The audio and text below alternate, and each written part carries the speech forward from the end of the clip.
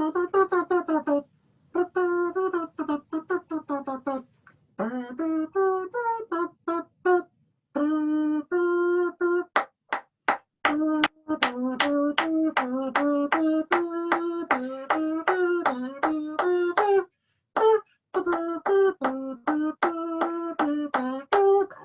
I'm starting the podcast now, so we don't have to listen to that anymore. But we'll leave it for the intro because we've never had intro music before. That was pretty cool. Oh, that's going to fine by me. I don't care. Yeah, we can leave it in there. I was Whatever. just sitting here killing time, waiting for you to start recording. No, it's fine. I think it's a great intro because, even Michigan deserves to hear their fight song played sometimes. And the only other time they get to hear it is like when they run out of the tunnel and then they don't score for 4 quarters and fumble a lot, muff kickoffs, and blow big leads about half their games. So they don't get to hear that song much, so I'm okay with it. I have sympathy for our friends and family in Michigan. Now, as hardcore of a Michigan hater as you are, and as big of an Ohio State fan as you are, you maybe not because you're soulless, but you have to have some modicum of respect for how cool of a fight song that is and the history behind it, the tradition, right? I don't care about the history behind it at all. I just know whenever I hear that song that, well, I don't know. I can't even say what I'm going to say. It is a cool fight song. I'll admit that. It's a cool fight song. It's one of the best things your football team has going for them. It's their fight song. So when I think of like cool fight songs, it's like Michigan, Notre Dame has a pretty cool one. And like, I think it's Tennessee's is pretty cool. Like Rocky Mountain, Rocky Top or whatever that is. That's kind of a cool one. Like there's very few. USC has a recognizable one, but there's a lot of schools that have like the 6. I think like Michigan State's is the same as like Colorado's or something. There's a bunch of schools that like. Yeah, there's a lot of them have the same thing, but only one team has "Hang On, Sloopy." So dumb. Like the 50s song "Hang On, Sloopy." Yeah. Is that a thing? Is that a thing for you guys? Is that like your See, at least Ohio State fans are educated about another team's fight song. Is that like your Sweet Caroline? Like they play like "Hang On, Sloopy, Sloopy, hang on." Yeah, and then you can do the O-H-I when they do a little pause and "Hang On, Sloopy." I didn't even. I'm serious. I'm like. I don't know how you've missed that. They do it like 19 times a game. Well, I've never been to a game at the crap house or whatever they call that, the horseshoe. Whatever. Big house. This is all outhouse. Big house, outhouse. This is just a bad start. Bad start to today's show. Now my camera's all blurry. All right, I'm fixed now. You guys, a little bit behind the scenes here, a little thing that's going on here is this last week, Jake was wearing an Ohio State shirt. And this week, too. He's wearing it this week, too. And I mentioned it, and I had a Badlands t-shirt on or something. I can't remember what I was wearing. But it had, like, the red and gray colors on it. And I was like, oh, next week's show, I got to go all out and represent. So here we go. But this won't be a mainstay, but it was just, it's always good. It's always good in the hood when it's October. It is. And for those of you listening, Billy's really good at radio. So what he's wearing is a Michigan shirt with a Michigan Go Blue flag that I'm waiting for Buckeyes to just tear through in the background. And then a little miniature size bubblegum helmet. It's a piggy bank. Oh, okay. It's a Michigan Wolverine helmet. It's the winged wheels or not winged wheel. That's Red Wings. Hey, if you put a quarter in there every time Michigan wins a game, you'll have almost a full $1 by the end of the year.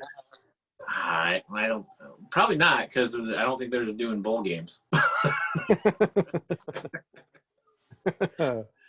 Man! But if I was putting money in here for each win, there would be more money in here than any other university. Because we are the winningest program of all time. Well, not really, because the first 30 coins that you put in there are no longer legal tender. Yeah, Buffalo nickels and those are collector's items. There's a beaver pelt in there from when we beat Michigan School of the Deaf Tech A&U before we were allowed to throw the ball. That's right. Anyway, Dave, what do we?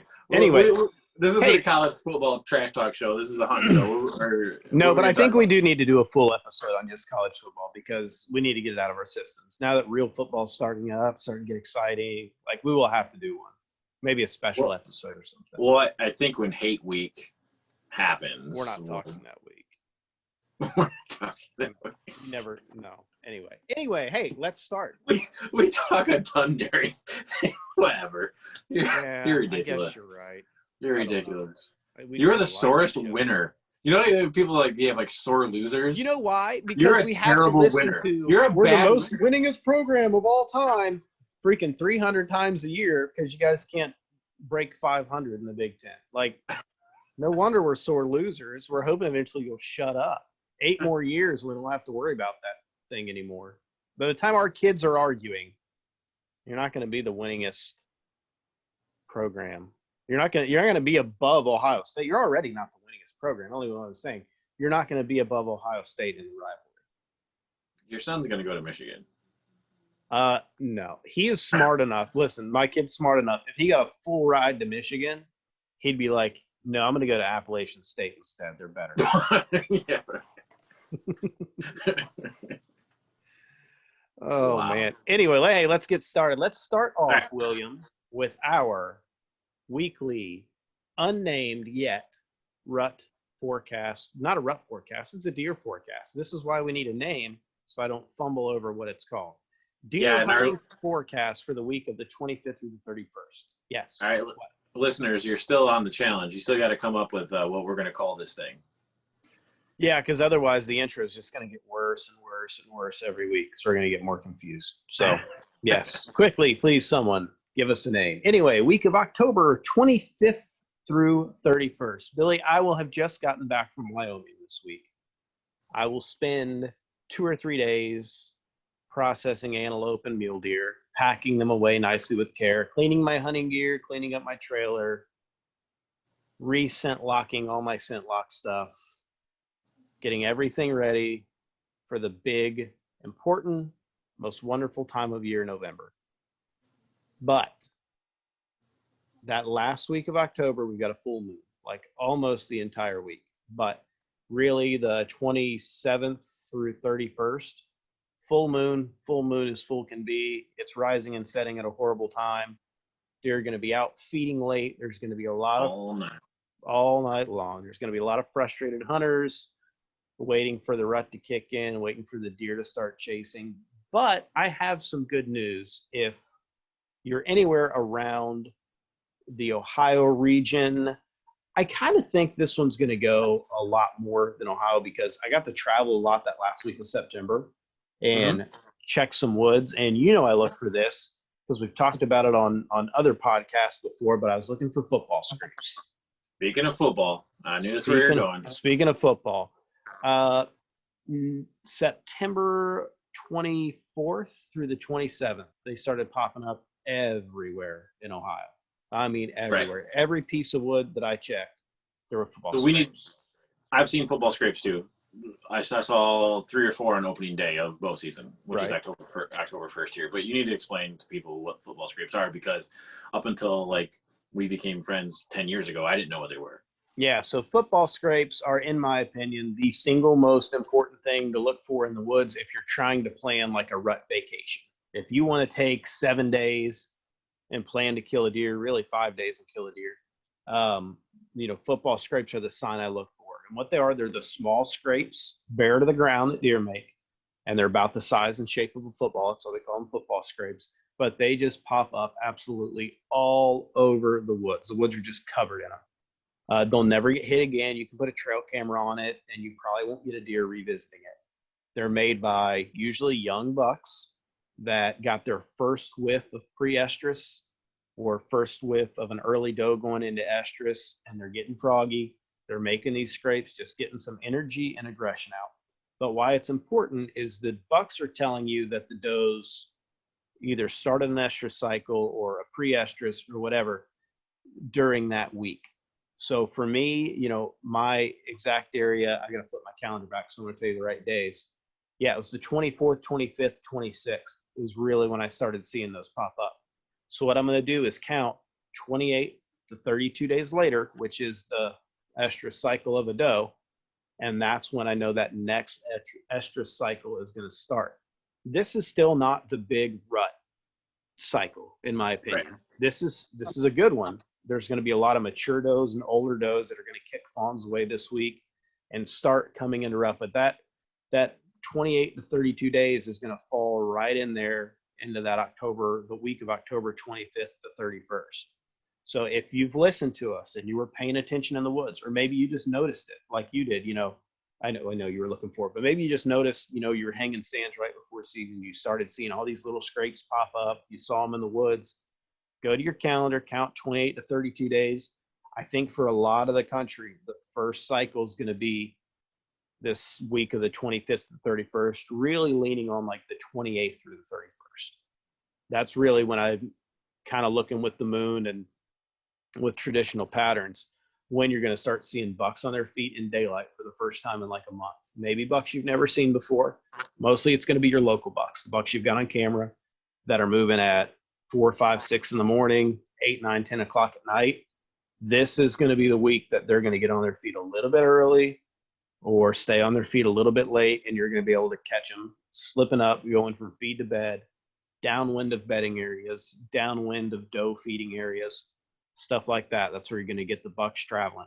So if you've got that, and as always, look for a weather event. If you have any weather event, get in the tree right before it, right after it, depending on what it is. But if you get a 10 to 15 degree temperature swing, be in the tree those last 3-4 days of October, because deer are going to be on their feet.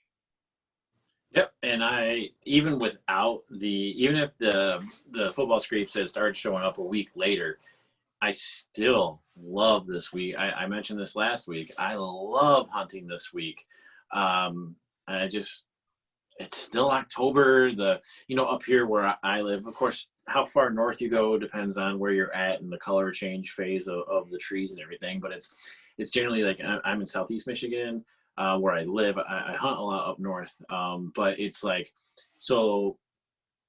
I'm generally the second week of October is my deer hunt camp. I'm up north so that's peak colors, and then as we come south, another week or two behind that, which is this last week of October, which we're talking about, is peak colors for where I live. It's just a great, beautiful time to be in the woods. Mm-hmm. Just everything about it is great, and then the hunting is usually really good. Now the moon's not great. I don't know a lot about moon phases, and eventually I had to have someone explain to me what overhead and underfoot actually means. I just know this. When it's a full moon, they're out eating all night long. They're out chasing and breeding all night long, and then they sleep more during the day. So it's generally worse hunting. But that's my explanation of the moon. And I'm sure we'll do a whole episode on moon. But, yeah, we can do a moon podcast. Yeah, exactly. But again, it comes into I'm not going to not hunt because of the moon phase. Right? I'm still going to hunt. And if the moon phase helps me, even better. If not, it is what it is. I don't care so much the moon phase as the moon position and the rise and set time. And it's all bad that week of October. Sorry. He had to readjust his camera, so his blue was bluer and his maze was mazier. No, I was looking at in my camera view. I was looking at myself in the big screen and not your face. So I was like, I felt like I was. You're cheating yourself. You're missing out. Right. So okay. So again, I guess the takeaway for this week is concentrate more towards the end of the week and get ready for some pre-rut action. Yeah, I think October 31st, like if you got the day off, if you don't have to work, it's on a Saturday this year. That'd be an awesome day for the first all-day sit of the year. Oh, okay. That's a good way to look at it. Cruising. If you have weather. If it's 70, 80 degrees, don't worry about it. But I mean, still hunt the morning, hunt the evening. But if you got a good 40, 50 degree day, high barometric pressure, something like that, sit in that tree all day. Yeah, I have a wedding at 4:00 on the 31st, and then we have trick-or-treating. So I will definitely get out that morning though, for sure. I will actually be headed to Oklahoma that week to deer hunt for a couple of days, and then I have some meetings down in Texas. And I don't know why. Like, one of my buddies invited me on this hunt. I'm super excited to go, but I just wasn't paying attention when he offered it and realized it was the first week of November. And I'm like, man, why am I missing the first week of November in Ohio? Because I guarantee I'll have some mega giant running around on camera by No, that's good. Yeah, I actually pick up, the hunt club I belong to, the archery club. We do raffles for work hours for hunting weeks, and I actually picked up that hunt week. So I'll have an extra, another property that is a pretty darn good hunting property for that week. The downside is there's been 2 hunters hunting there every week up to that point. It's a new 2 hunters every week, so right. It's a big enough place to spread out and stuff. But you've had some opportunities at decent deer at that place before, though. Yeah, that'd be that 143 inch 8-point. Yeah. Shot right over his back at 15 yards the day before gun season. Then the neighbor killed him. So that was the trad bow too, wasn't it? Yeah. That was my recurve. Yep. It happens, but that was a cool hunt. It was a really, really cool experience. I learned a lot from it. It sucked at the time, but like, I don't look back on that as being like heartbroken, especially because like a youth hunter killed him too the next. Yeah, that's kind of cool. Yeah. And that's how I know what he measured and stuff, because I was like, it was quite obvious it was a big 8-point. There was no, and he had like darker like chocolate antlers. So 140 inch 8-point's a big 8-point. He was big. He's big. He's definitely the biggest deer I ever shot at with a trad bow. For sure. But it's cool. And that was November. Yeah, it was November 14th. He wasn't killed the next day. He was killed on the 16th. November 14th, and I bleeded him in. That's how I got him to come in with a doe bleed. I like it. He ignored my grunting. He ignored my snort wheeze, and I bleeded. He went, ladies? And he came right in and doing the lip curl, and he was looking for her and everything. It was pretty cool. It was a cool hunt. It was cool. We need to do a deer calling episode. I think this whole podcast episode, we're just going to come up with new episodes we need to do. But we need to do a deer vocalization episode as well. Yeah, I'll have to add that to the list, because I'm pretty vocal in the woods. So with grunts and bleats, that's really about it. I guess I'm not super vocal, but I don't rattle here because it'll scare everything away. Yeah. But all right, we're not talking about it now. But you did mention you've got some other hunters to deal with at the hunt club. Yeah. Which is a much better situation than what you've dealt with this past week in your public land in Michigan. So Billy had been sending me pictures of a pretty nice buck, especially for public land Michigan. Really nice buck for public land Michigan. That was coming through. He had it on cell camera, pretty well patterned. I mean, it was in there just about every day, wasn't it? Yeah, there since the end of September, maybe September 20th up through opening day, maybe a little bit before that, honestly, because I still had him in velvet. So he's a 10-point. And I guess he's probably in that 130 to 140 range. Not hard to tell. It doesn't look like he has a ton of mass. He's kind of skinny antlered, but I'd shoot him in a heartbeat up there. He between 5:35 p.m. and 8 p.m. Pretty much every day, and if not every day, he hadn't missed 2 days. So in a row, right? So all the way up until even opening night, still had him, which was Thursday the 1st. And then this spot is public land. It's not hard to get to, but it's hard to find. Yeah. And what I mean by that is this public land is pretty accessible. There's not like a parking area. It's not a park. It's state land. It's massive. It's called the Roscommon Forest. It's like 9,000 acres. It was big. Okay. It's real big. And this 9,000 acres, it strews throughout like different cities, even in like, there's like a section here and a section here. So, but the chunk I'm hunting is probably 400 to 500 acres maybe, and it's just there's no development and there's no ag. It's just hardwoods. So what I found was I found an acorn ridge and white oaks, really, and that's probably most likely why I had him so often. He's coming in there to eat. Right. But he he would come in and he always had his nose on the ground. So I know he's eating acorns as he walks through. He doesn't hang out. He just walks by my camera. Right. I'm pretty sure I know where he's bedding because of the thick, nasty stuff. And yeah, that's probably where he's bedding. Right. And I know, obviously, I know where he's eating. And, but I only had him at night. I never had him in the morning, which was, you know, I had planned on going up and hunting somewhere else in the morning, then coming and hunting basically that tree that he walks by at night. And been super excited. And, you know, every time I've sent you a picture of him, what do I put? I hope he keeps doing this. I hope he keeps doing, you know, Yep. Food sources change. Obviously, the white oaks are going to be gone by the time I get there. But it was looking good. Like, even opening night, I had him there just coming through, not a care in the world. Well, so opening was Thursday. I think it was Friday night. I didn't have him, which was not that big of a deal, you know. And then Saturday morning, I didn't have him. I had other deer Saturday morning, but then Saturday night, what do I get? It's a sad day. Sad day. I check my cell camera. It comes to my phone. This spot is about 2 hours away from my house. And I got two guys with flashlights, and it looks like they're blood trailing. Yep. And they're on my camera longer than the buck is ever on my camera, which means they're working the area. Right. They weren't walking to a spot. They weren't, you know, it's two guys, no bow in hand though. That's what kind of, like, I always track with my weapon. Yeah, sound 50-50, but yeah. I mean, if I see it fall or whatnot, but yeah.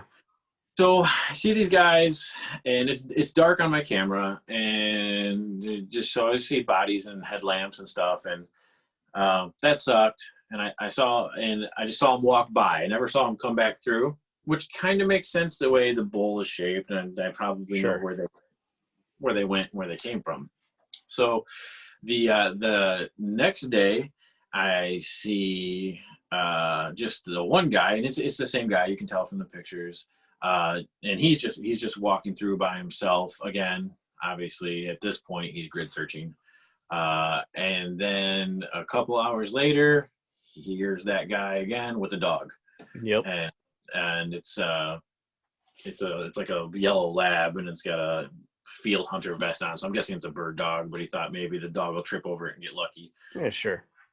So that being said, they've busted up that spot, right? Obviously, and so that was over there Saturday and Sunday. So here we are, as we're recording this is Tuesday. I have not had that buck back on camera, or any buck on camera in that spot. Now, what's interesting though is after dark, I have had does come through there. Yeah. So, you know, maybe they didn't spread too much human and dog scent. Obviously, probably too much for the bucks, but the does are still coming through there. So I can tell you this, they didn't find any blood in that area, I don't think, because that deer never ran through there. Yeah, so that's fair. Yeah. Right. I don't have that deer on in the way it sets up, that if that deer was going to go that direction, he would have gone right by that camera. Right. There's just, unless he was going to swim, he's going by that camera. Right. So, so either they're bad at tracking, there was no track, they're just doing it as part of a grid search. Hopefully he's still alive. And if they did bump him to another section, I'm pretty confident I know where that deer went. I just haven't been back up there to go there. Right. So I think I'm leaving so today's Tuesday. I'm leaving Thursday. Friday morning, I'm going to hunt a doe spot that I'm going to try to shoot a doe for camp. Friday morning, I'm going to hunt a doe spot.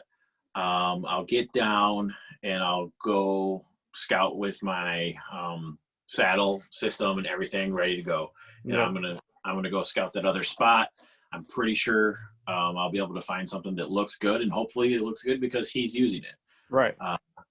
And it's probably 350 yards from this spot.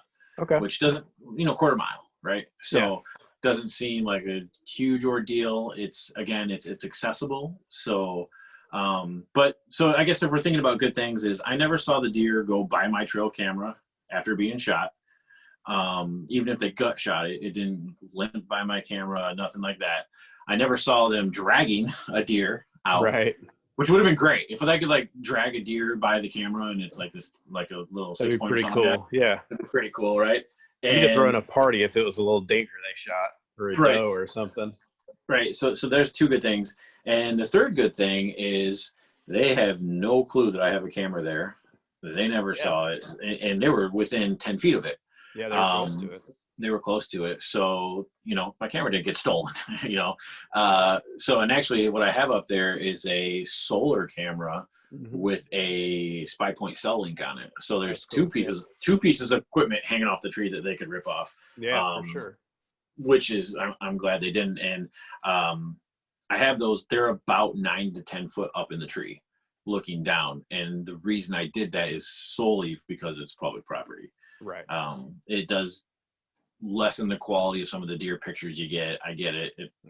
It's not the perfect situation, but it kind of worked out to my advantage, because I feel like as much as they were looking on the ground and on the trees and stuff, had I had a cell camera at hip height, the normal height, they would have seen it. Doesn't mean they're going to take it. No, doesn't mean they're going to take it, but they would have seen it. So yeah, so here I am thinking I had my whole plan going, my whole system going, that I hung this camera months ago. Yeah. About when I get up north, I'm like gonna get up there late Thursday. I'm gonna hunt my doe spot Friday, and I'm gonna go kill that buck Friday night. And now I'm gonna go have to find them again, or find another area. So again, we talked about blowing out spots last week and spots getting blown up. That's one of the great things. I got 9,000 acres to play with, man. So that's good. I'll find another. I already honestly know where I'm going. But if I got up there and there was someone else there, as I walk up there, there's a ladder stand with a carrot pile, which it probably will be, which is annoying. But I'll find that. And just so you know, if you're hunting state land and you got a ladder stand up and with a carrot pile, I'm sending those coordinates to the DNR. So whatever, get out of my land, get out of my area, quit baiting. Okay. Right. That's right. So not all is lost, but that buck probably is. Probably. And we, had Billy tell that story because it leads into what we're talking about, which is blood trailing today. Yep. Blood trailing, whether it's a deer, antelope, elk, any larger animal, it all kind of works relatively the same way. But we're going to go over kind of some of the do's and don'ts on blood trailing, so you're not on somebody else's trail camera 3 days in a row looking for a deer that maybe you made a good shot on, and you made a mistake and ran it off. So I don't even know how we want to get into starting it, but man, like right now on Facebook, all I see on the hunting forums is, wait, let me guess. Hit a good buck. This is what the blood looks like. Can't find them. What do you guys think? Yep, you see that, like, here's a picture of the arrow, here's a picture of the first blood, or even worse, you see, hit a good buck, gave him half an hour, I made a great little long shot, gave him half an hour, bunked him up out of the bed, what do I do now?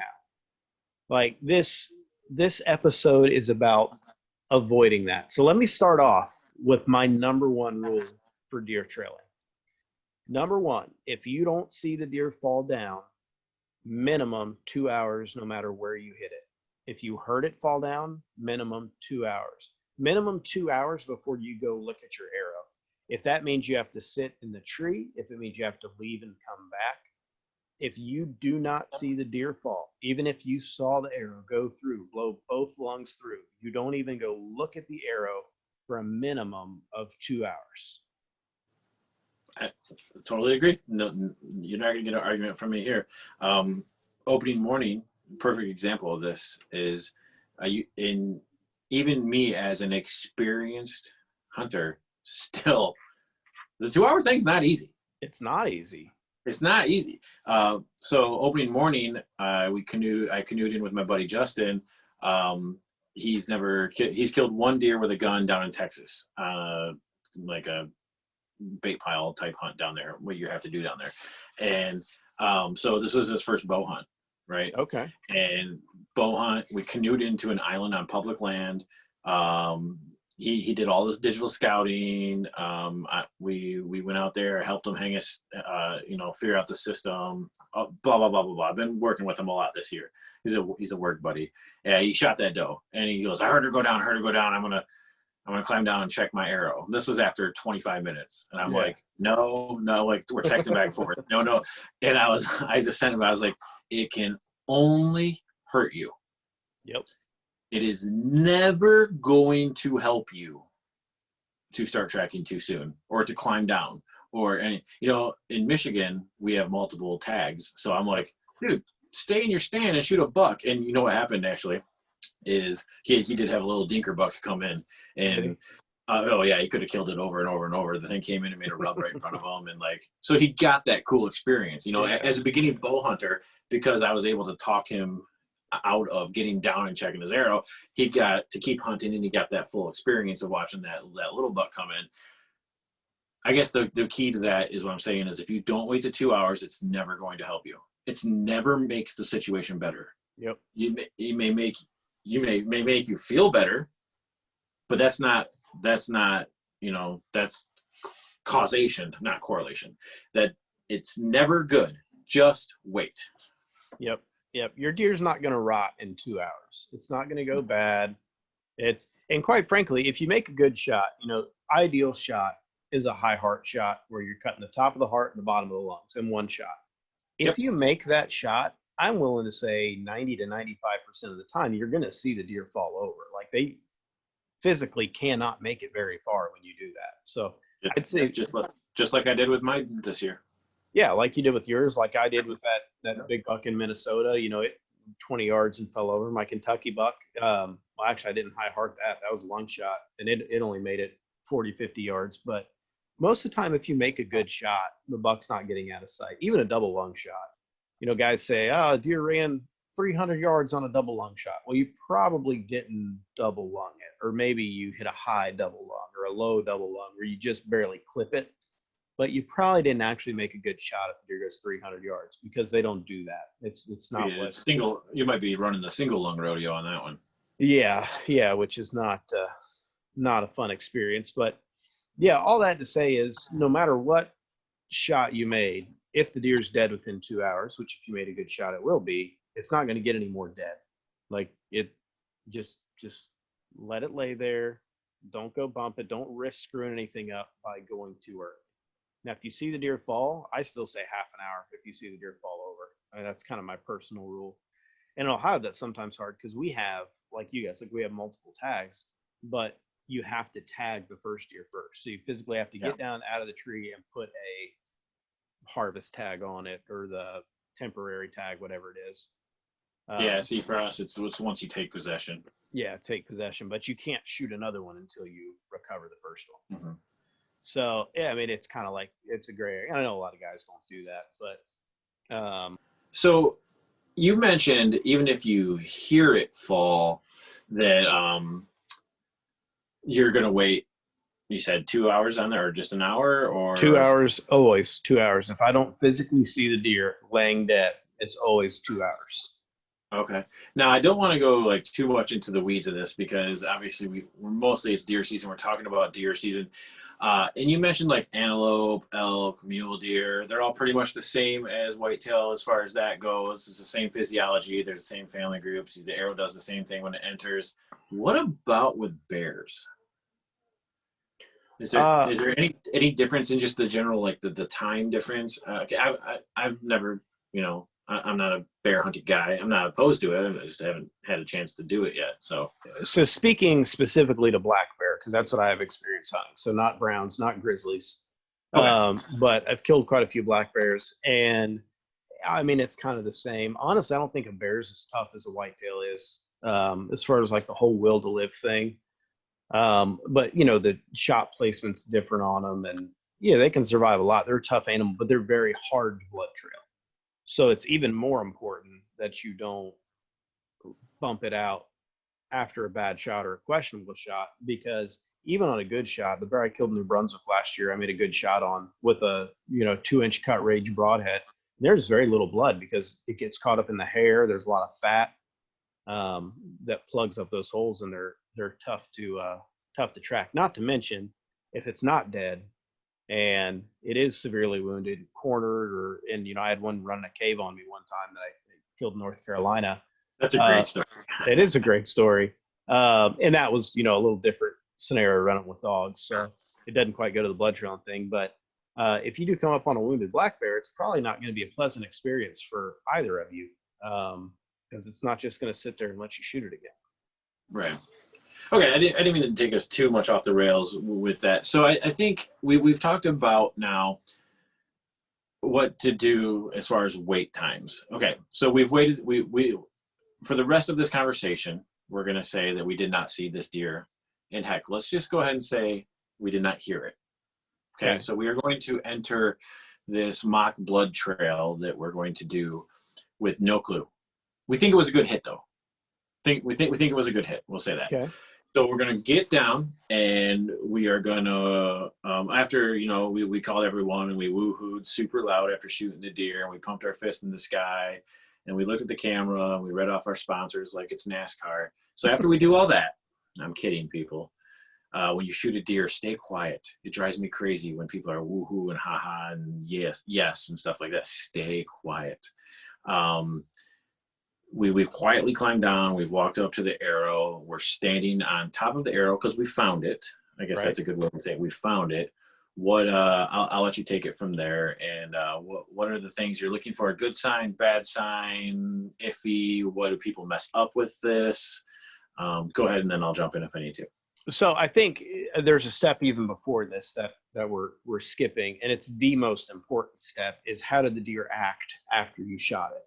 Oh, why did I not think of that? Because I am a huge proponent of asking people that. I know. Most important thing. I mean, did the deer run off at a dead sprint? Did it run and stand for a little bit and walk off? Did you hear it crash? Did you hear it kicking around? Did it bleat, grunt? Did it make a noise? Like, there's so many things you've got to watch the deer's reaction for. If the deer puts its head down and runs just as hard as it can, you probably lung or heart shot. I mean, that's what they do. If you hit them a little far back, they'll usually run about 100 yards and then maybe kind of walk off, or 50 yards and walk off. If you hit them way far back, they might just walk off altogether. I've seen deer gut shot that don't run at all. They just kind of start walking right away. Was the tail down? Was the tail up? That's all information that you can reference as you go track the deer. How was this deer acting when it took off? Which direction was it headed? Is it headed toward water? Is it headed toward an open field?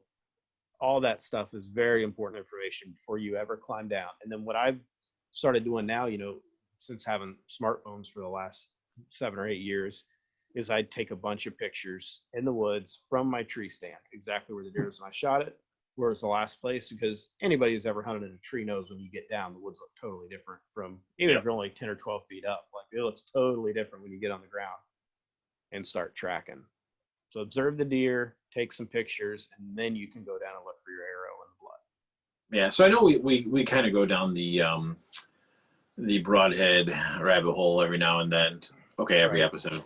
Right. But I think one thing that is in my favor versus yours, I feel, is on good shots. Right, we've talked about a lot over the past that on a bad shot, like a gut shot or something like that 2-inch rage broadhead is going to do what it should. But on good shots, when that cut on contact, I feel like they don't run as far. And the reason I feel is because a lot of them don't even realize they've been shot. And especially when I was like shooting them, like with if I got a pass through with like my longbow with like a, it's just a 2-blade broadhead and it just go right through. It was not uncommon for a deer to do 4 or 5 bounds, which is 20 yards, 30 yards, maybe, boom, boom, boom, stop, look around, like what they knew something's touched them, but they didn't know, and then that's where they die because the blood's coming out their nose and that's where they die. That happens a lot with the cut on contact heads. Now this is also if you don't break ribs going through and all that. It just depends on how you hit them. If you go out the front shoulder, but I feel like a lot of times when I watch now I've never shot something with expandable, but I watch plenty of TV and they use them a lot. I feel like there's that punch, that smack where those blades are being deployed at the first time, right? And then a lot of times, now I know you said you get a lot of pass-throughs, which is good, but a lot of times I see with people not getting pass-throughs, or complete pass-throughs, when that deer goes to run, it can feel that arrow in its ribs. You know, it can feel it knocking its shoulder. It can look back and see a glowing knock or whatnot. So I feel like paying attention, what you said, paying attention to how they react is an important part. But if you want better reactions, maybe try shooting different heads and seeing. I just, obviously you hit them good, they're going to die, hopefully within 100 yards. But you do get different reactions based on different, where you hit the deer and what you hit it with. Now, Jake said something about, you know, he's seen gut shot deer walk off. That's been my history as well. If I unfortunately shot something in the gut, 1 or 2 jumps, stop, shake, they'll hunch up. Just imagine what your body would do if someone just walked up to you and you're in line at Walmart and they just punched you in the gut. You didn't even know it was coming. Boom, there's that pain and that feeling. And just think, like, you would bend over and you would hunch up. And that's almost, you can see that in what the deer does. And a lot of times they'll walk away and their tail won't flag up like a white tail. It'll be like a dog's tail, just back and forth. And they just walk off. And that's a dead deer. That is 100% a dead deer. And we're going to get more into tracking those type of things. But I think I was just trying to reiterate your point. What that deer does is very, very, very important. Yeah, it is. And I haven't had the same experience with cut on contact broadheads as you have. Number of deer I've shot or their reactions, but I don't know that I would agree that that's a broadhead thing. I think that's just a shot placement. Did you break ribs? Did you slide between them? I think that's all it is. Because I've made lots of perfect shots on deer, and rarely do they make it 30, 40 yards. Like whether they're running full speed, whether they're walking. And I've also seen them shot with the same Rage 2 blades I'm using now, where a doe was double lunged and she went down to feed again. And it looked like she was dropping her head. And I'm like, no, she's just putting her head down. But you can physically see on the video, she's going back down to eat. And then gets up, kind of chewing a little bit, and then plop, falls over. Never had any idea. I think that has more to do with the noise of your bow than it does your broadhead. But I don't know. You could be right. Unfortunately, we can't ask the deer. No, yeah, especially after they've been shot, because then they just die. Yeah. But so I'm not like disagreeing with you. I just think it's something that could make a difference. Either way, I think a full pass through is best. You know, I feel like deer, obviously, when you get a full pass through, they don't run as far. They have 2 holes instead of 1 hole. Exactly. So, okay. Now we have got down to our arrow. We pick our arrow up, and there's all kinds of charts on the internet to say what this type of blood looks like, what it smells like, blah, blah, blah. Go ahead and run us through what you're looking for. Yeah, well, I have yet to see one of those charts that accurately represents what deer blood actually looks like on an arrow. I mean, like, I see those, and it's like the thing where they show like the picture of the deer and they're like, this is steaks, this is roast, this is deer sausage. I'm like, no, none of that's right, but whatever. But same thing with the deer blood chart. Unfortunately, the only way to know what deer blood looks like is to go shoot deer, track deer, put an arrow through, you know, if you recover a deer, put an arrow through the liver, pull it out the other side, put one through the heart. My first deer I killed, that's what we did. I wanted to see what the different blood looked like. I put 3 more arrows in it, pulled them out, and checked there. Okay, now I know what this kind of blood looks like. But, you know, the best blood you're going to see is kind of a pinkish, usually a pinkish colored blood, but it depends on a lot. If you break a rib or you hit a serious blood vessel as well as lung shoot a deer, it might not be pink. But you're looking for small bubbles, and not like 1 or 2 small bubbles, like a bunch of small bubbles. And usually you don't find those right at the arrow. You usually start finding them about 10 to 15 yards from where you shot. So your arrow is just going to have, maybe it's got some bubbles on it, maybe it doesn't, but usually a lighter colored shade of blood on that lung shot. Yeah, I agree. Yeah, I mean, light pink and bubbles, that tells me lungs. Yep. So just A heart shot. I mean, honestly, I don't even want to go over heart shot blood because if you heart shot a deer, you saw him fall over. There's no like, oh, I think I got him in the heart. Like, no, Good he's point. either dead or he's not. So if you heart shoot a deer, go look at your, that's what heart blood looks like. Good for you. Good shot. For Moving reference, on. it's bright red Most of the time. most of the time. It depends because if the deer, But there's other blood that's bright red that's also can give you a false indication of a heart shot. that's right. And you can also have dark blood on a heart shot because you went through the brisket or went out the neck, or Yes. there's so many variables that it doesn't matter. If you heart shot a deer, it's laying there dead. Don't worry about it. Good job. Give it some time. Go down and get it. Good. Moving back though, I think the most common, in my experience anyway, the most common bad shot is a liver shot. Yep. And this is just behind the lungs. You held just a little bit far back. The deer lurched forward, something like that. Excuse me. You'll usually find just a little bit of blood on the arrow. Not all the time is it really covered, but it's a dark color blood, and it smells kind of metallic-y. Excuse me, I clear my throat again. Smells kind of metallic-y. It almost smells gutty, but it doesn't smell like guts. And if you want to know the difference, again, unfortunately, you've got to have your hands on a deer. So smell the guts, smell the liver, cut the liver in half if you want, smell it.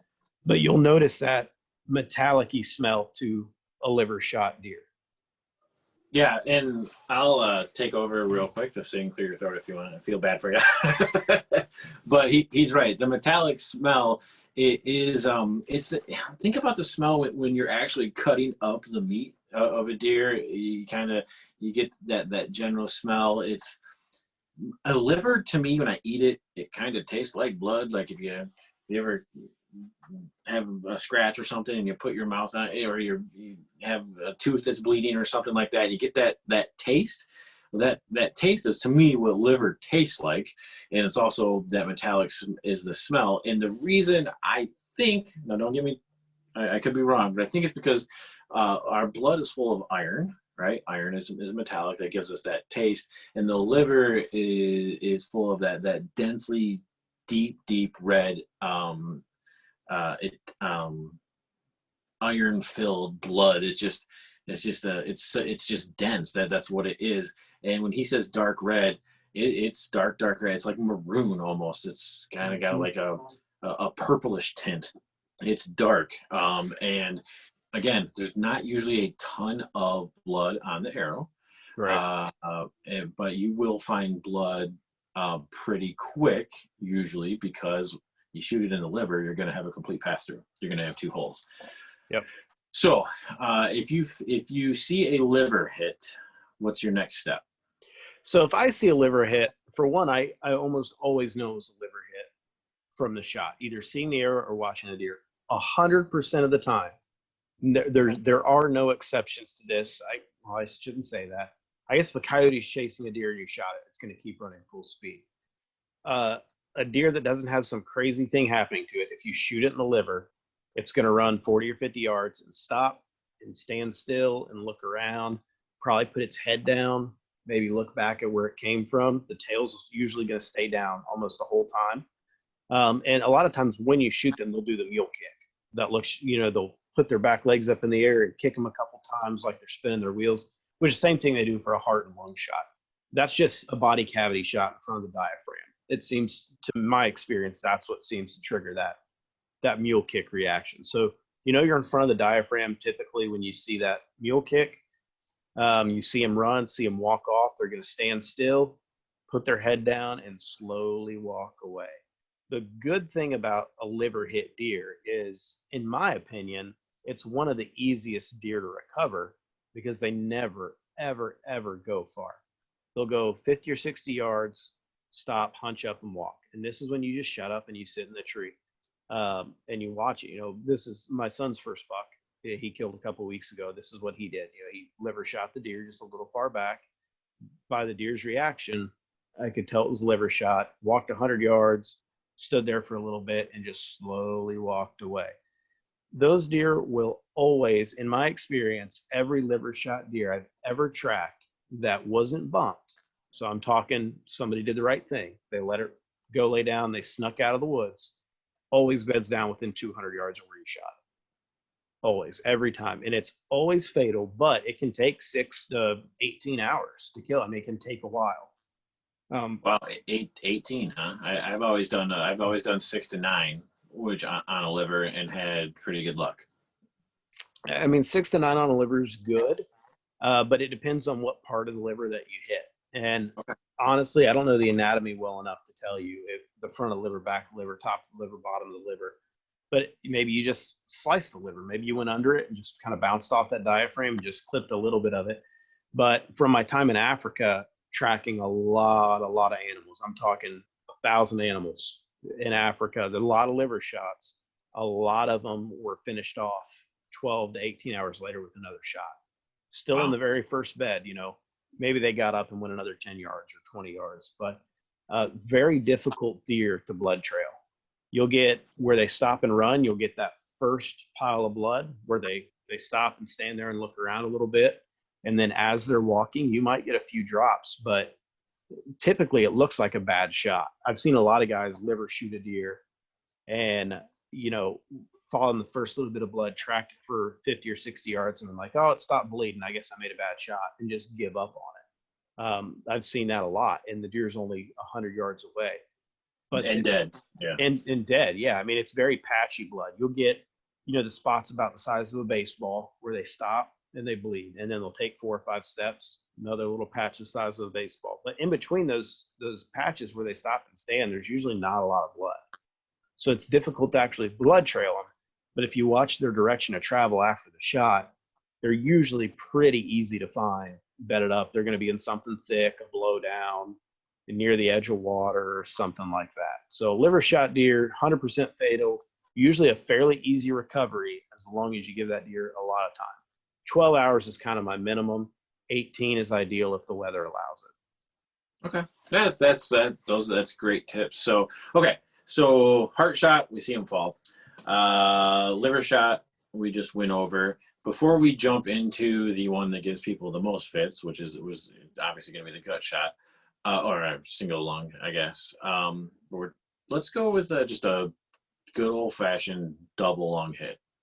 We talked about seeing the blood, the bubbles on the blood and stuff like that, and generally double lung deer are not going to be too hard to find. Right. They are going to go a little bit farther than heart shot deer. A lot of times you hit double lung, and depending on the angle of the deer, you take off the top of the heart, which is always nice. Yep. But is there anything special considerations when you're tracking a deer that's been lung shot that A, tells you for sure that it's lung, or B, well, I guess, yeah, just A, like, oh, and then once you have that information, I guess B is, do you proceed any differently?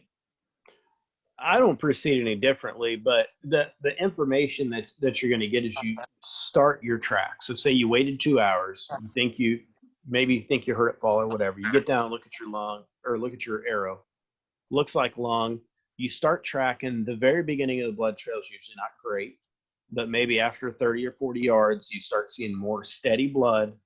And the big indicator for me of a double lung shot is they always bleed out of both sides if you're ever passed through them. And if you hit them in the lungs, I mean, unless you're shooting a youth bow, and even then, most of the time, you're going to get that good pass through on a broadside double lung shot.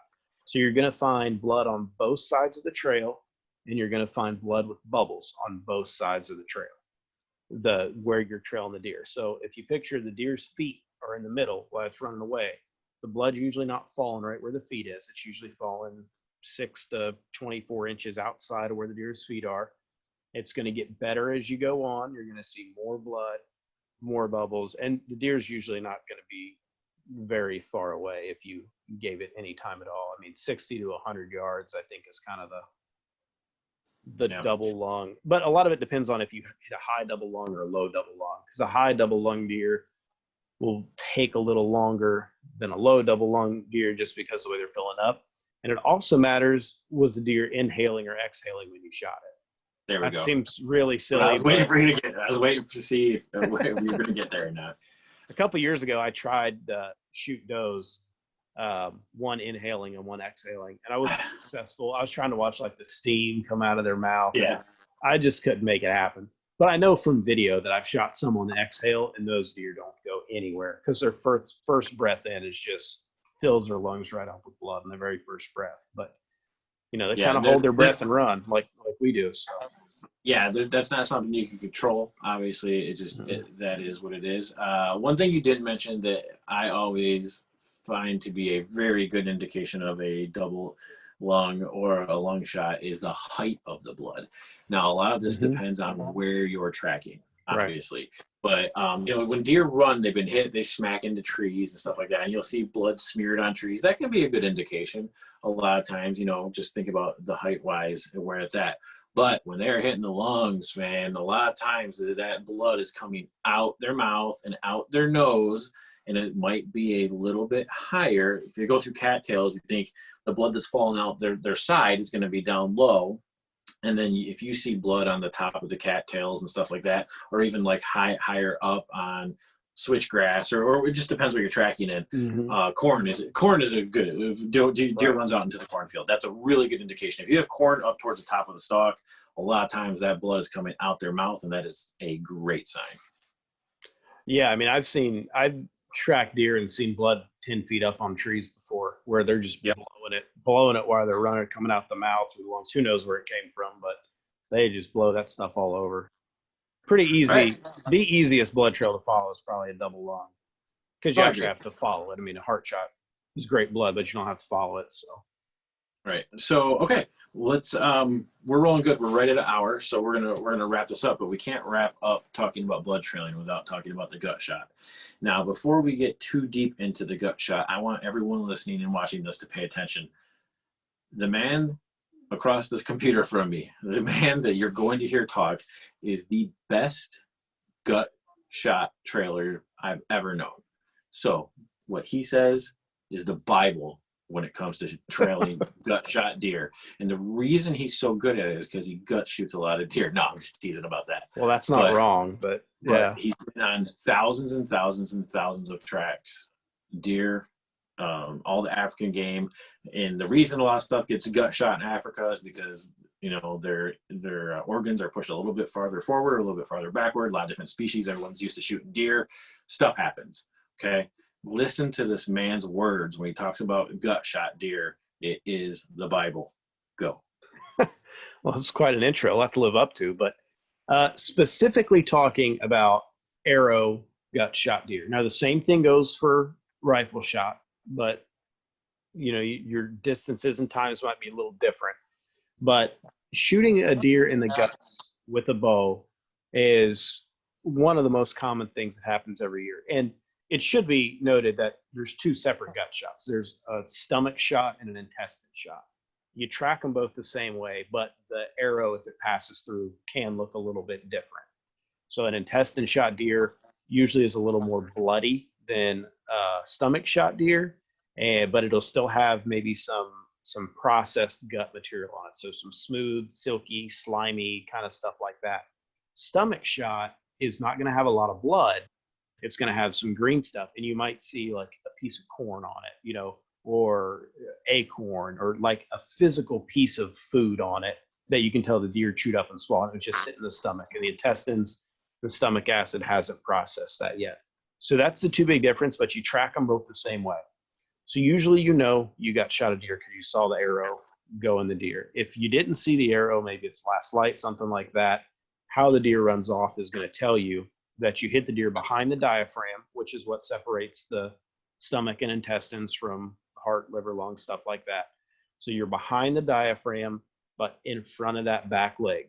100% fatal, 100% of the time, and one of the easiest deer to track without fail. I have never in my career of tracking, and Billy mentioned I have been on thousands and thousands of tracks, and a lot of those have been gut shots. I have never been on a gut shot or intestine shot deer track where I didn't find the deer if the hunter backed out and gave the deer a full 24 hours. Not 12 hours, not 16 hours, not 18 hours, full 24 hours you give that deer, you will find it 100% of the time, usually within 100 yards where the arrow hit it. A deer can't make it very far if you've ripped open the intestines or the stomach. It's a bad feeling. That stomach acid that processes food, that can break down food, can also break down the interior of their body. And they feel it. It hurts. It stings. It's not a good thing to think about. I mean, it is an animal suffering. It's not good. I mean, it'd be great if you could get in there and follow up a second shot. But the fact is, recovery is just so low once you jump a deer. And a gut shot deer is fully capable of running. They can run at full speed for miles and miles for a long time. But what they do without fail 100% of the time is they go 50, 60, 75, 100 yards. They bed down and they have one bed. They don't get back up and make a second bed or a third bed or a fourth bed like a liver shot deer will do. They'll bed down in that first bed, and they will always die in that first bed of sepsis, which is blood poisoning. So it takes time for them to die. I mean, that blood's got to get through their system and kill them. The meat's not going to taste very good. It's going to taste kind of bloody and irony. It's fine to eat. Coyotes might find it. Vultures might find it. Something else like that. But if you shoot that deer and you see it's a gut shot, or you find your arrow and you know it's a gut shot, if you have to walk 2 miles to go around that deer where you're not going to bump it, you're walking 2 miles around that deer to not bump it. Do not track it. Don't go after it. Don't care how hot, cold, anything it is. I don't care if it's 60, 70 degrees at night. It's going to take that deer minimum of 12 hours, usually 18 hours to die. So it's not rotting for 12 hours. The deer's not sitting there decomposing overnight. It's only dead for a couple hours. You know, I've found deer.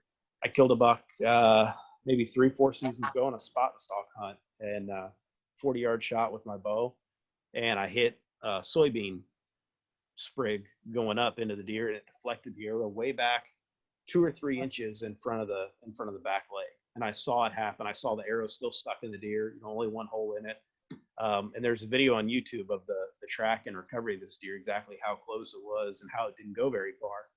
But I backed straight away. I didn't even go where I shot. I didn't look at the arrow. I just walked out. I was able to glass it actually from a farmhouse and try and see the deer, but didn't really help. But back straight out, and then just started following the trail the deer left on. You just follow that trail. You're going to find something thick, something woody. A lot of times it'll be on the edge of water if there's water close. If you got to shoot a deer, it's not going to walk a mile to get to water. It's not going to walk 500 yards to get to water. But if there's water 20, 30, 50 yards, or a creek, you're hunting a river bottom, if it can jump in a creek, a lot of times it'll jump in the creek and you'll find it floating in the creek instead of a bed, because it'll get in there and try and cool down. But 100% fatal 100% of the time, even if you just get a little bit of it, a little bit of gut. If you got gutty stuff on here, you will find your deer, but you have to back out and do the full 24 hours before you go track it. Yep. And Jake mentioned water. A lot of times you'll hear that. It's always a good thing to do is to check that water. Jake said sepsis, which is blood poisoning, which gives the deer a fever. When you get a fever, just like the deer gets a fever, you feel hot. When you feel hot, you want to cool down. It's not because they're going to drink a bunch of water because their guts feel bad and they want to drink water. They will literally lay in it. And they're not saying they won't drink something, but they will. They'll lay on it. I've seen them wallow, and they'll be all muddy, kind of like an elk, just to try to cool down. It's not a pretty thing, but it is 100% fatal. Okay, so we've covered all the main stuff. Let's talk non-organ hits. The biggest one that is still successful that you'll hear a lot of times is when you shoot a deer in the back ham. And what happens is you clip the femoral. Yeah, I was having a brain fart there. The femoral artery. The femoral artery runs through that back ham. It's about the thickness of maybe a coffee straw, or maybe a small pencil, kind of. Yeah, when it's full of blood, it's about the size full of blood. Yeah, and that is that's a dead deer. That's a dead deer, and you done got lucky. Very quickly dead too. A lot of times they'll faint before they die because their blood pressure drops so rapidly. Yeah, and that's not going to be a pass through. You're going to, generally, I don't think even a big arrow is going to get all the way through there. You're only going to cut one of them. But so that is, I'm not saying go shoot deer in the hip. I'm just saying if you shoot one in the hip and it happens to die pretty quickly, that's why. And then other than that, as bow hunters, you're going to have a lot of brisket shots. You're going to have a lot of, there's going to be a lot of shoulder shots. And I think shoulder shots really comes down to poor equipment. Because I think with the right equipment, shoulder shot is going to do what you need it to do. So we've kind of covered a lot of stuff, and we've said the word single lung rodeo. And I guess I just want to end this, Jake. You've obviously been all over the world hunting. Is there such a thing as no man's land? I think there is, but I think it goes back to, was a deer breathing in or breathing out? Because there's so much room in the body cavity of a deer. When those lungs expand, I don't know if you've ever seen like the YouTube videos where they take the lungs out and they blow into them and inflate them all the way. But what I've heard is that they're way over inflating. They are way over inflating them for sure. I mean, that, the equivalent of a normal breath or a big breathe in and get your lungs full. But there's still a lot of expansion in there and contracting of the lungs. There still is dead space in that chest cavity of a deer that you can miss with an arrow, especially if you're at a very high shot angle. So if you're hunting 30 feet up in a tree, it's really easy to hit the deer in the body cavity and miss the lungs completely. If you're lower, as you flatten out the trajectory of your arrow, it's a lot harder to single lung a deer or miss lungs completely. But yeah, absolutely. I mean, I've seen deer shot in the chest before that it just wasn't a fatal hit. I mean, it looked like a good shot on maybe camera or something, maybe usually a little high. It's usually, you think it's a high lung shot below the spine, but well above the heart and above the tapered front of the lungs. But there is a no man's land. You can hit it, but there's usually some shooter error involved there. You're usually hitting too high, not aiming where you're supposed to, or shooting from way too high of an angle. Well, yeah, I mean, shooter error is really what it's all about, because we could kill them with field points if we never missed. That's right. So, all right. Well, I mean, we could talk for another hour on blood trailing, but obviously, the last thing that I will kind of put out there, and it's going to be state dependent on where you're at, what your local laws are and stuff. But I am lucky to have Rob Miller of Michigan Deer Tracking Hounds, Cypress and Sargent Deer Tracking. He lives 3 houses that way. He's like right there, right? So, and he's the guy that has really pushed for and made deer tracking possible in Michigan with deer. I'm sorry, with dogs. And it's not just because I know him that I say that. He was doing this long before I knew him. Mm-hmm. The fact that he lives in my town and in my neighborhood is just coincidence. If you are able to use dogs as a last resort or even as a first resort, if you have them available, they're a great resource. I've seen and been on tracks with Rob and seen his posts and stuff on deer that would not have been found. What I'm saying is have that information ready in your phone. The thing that I like about most of the deer tracker guys is before they will come out, they're going to do a pre-interview with you on the phone. Right. They're going to ask you a lot of the questions about the things that Jake and I have been talking about in this episode. And one of the main questions Rob asks is, what did the deer do after you shot it? And where do you hit it? What kind of equipment are you using? All that, right? These guys are worth their weight in gold, especially, if it's any deer, but if it's, it's a trophy and memories. And the other good thing is they can tell you, and with, I would say, high probability, if they think that deer is still alive. There's been a few deer I've shot and sent both either the video or just talk with Rob, and Rob's like, that deer is still alive. And I get that exact same deer on camera again. Yeah. It's happened 3 or 4 times, unfortunately. But it's over. That's 3 or 4 times over 15, 20 years. Sure. So yeah. So if you have resources like that available, have them in your phone, have them ready to go. And they're not, maybe some guys track for free. but these guys have money put into their dogs, into their gas, and their time Mhm. away from their families and stuff. It's usually going to But cost you a couple $100. $150 generally here in Michigan. Yeah. Yep. Have that in your budget ready to go. Yep. Have it sitting there. Have it, that is my dog money is basically how I put it. I always have it. It's there. I budget it in, if you save up pop bottles or whatever, it doesn't matter. Just have that in there. That's, it's just a sense of, I don't know what I'm trying to say here, but it's just, I'm not really worried about losing a deer because I feel like I've learned enough from you and learn enough through my experience to do good enough tracking. But if there is something that's going to really bugger me up, I know the dogs are just a call away, and I'm not going to miss that money because I didn't plan on spending it on anything else. Right? Yeah, the important thing with the dog is if you think you're going to utilize a dog, don't go track your deer. Just leave it alone. Like if you gut shot one and you're not confident in your tracking abilities, I'd recommend that you get a dog. But wait, call the guy, say, hey, I didn't even go touch, don't even go look at your arrow. If you gut shot a deer and you can see your arrow stick in the ground, don't even walk to it. Just leave and get out, because the more that you contaminate that area, the harder it is for the dog to work. Where I've found that dogs are really helpful is when a guy does bump a deer out of a bed. Yep. For me, there's no reason to use a dog on any deer that's hit, below the spine and in between the two legs. Like, I can find that deer 100% of the time, unless it's brisket shot or something. But, something that actually hits something, I can always find that deer.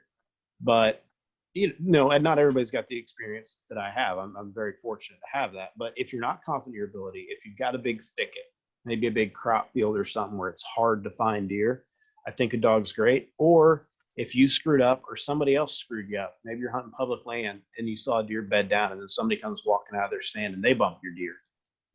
That's when a dog's really useful, because you're never going to blood trail that deer. If you bump a deer out of a bed, a liver shot deer or a gut shot deer out of a bed, you're not going to blood trail it. It's just, you might find him on a grid search, but you're never going to actually physically track him. So that's when a dog's really nice to have at your disposal. Yeah, and that grid search should be your last resort, not the dog being the last resort. Because you grid search it with you and your buddies, you're just going to push, if the deer's still alive, you're going to push it farther. Yep. And it's going to make the dog work harder. And then the dog has to deal with your scent and your buddy's scent versus just the deer. And real quick, if you're not familiar with dogs, we should actually have Rob on the show. Be pretty interesting. Be cool. But if he's a little busy this time of the year, I wouldn't bother him right now. If you're going to track with dogs, just know that they're not, they do use blood, but they're not tracking blood. They're tracking the interdigital scent gland that's in the individual deer's hoof, and they can tell the difference between an injured deer and a not injured deer because of the stress levels, changes of body chemicals. They're absolutely amazing. I've seen his dogs, and they're just little wiener dog things, and I've seen them like swim across rivers, and just so cool to watch them work. It's just tons of fun. So, all right, I think we've covered a bunch of stuff. Okay, what are we ending with? Okay. There's one more animal that is sort of an animal, the most useful thing when blood trailing, the most useful animal. And it's almost, I don't know, maybe it's in all 48 states. I sure think it would be. But when I'm blood trailing, another reason to always give a deer 2 hours is because there's a spider, the daddy long leg spider. I think it's one of those, somebody's like, it's not actually a spider. It's a whatever. It's not a spider. It's a huntsman. Nobody cares. But everybody knows what a daddy long leg is, a little brown dot with a bunch of big legs. Those things are blood trailing machines. And it takes them 30 to 60 minutes to find a blood trail. But next time you're out blood trailing a deer, if you're out like on your hands and knees looking for those little drops, you'll see daddy long. I guarantee it. If you start looking for them, you'll see those daddy long leg spiders out walking around in the leaves. Just watch one. They'll lead you right to a speck of blood. I don't know if they're smelling it, feeling the heat. I don't know what they do.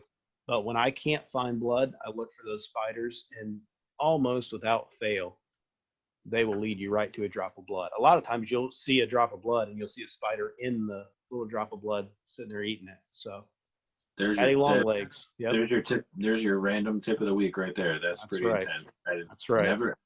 I think you've told me that before, and just look for it next time you shoot one. Even if you make a good shot, just look at how many spiders. I mean, I've seen thousands of those things on blood trails before, where they're just groups. They just come out of the woodwork and they're just hitting that blood.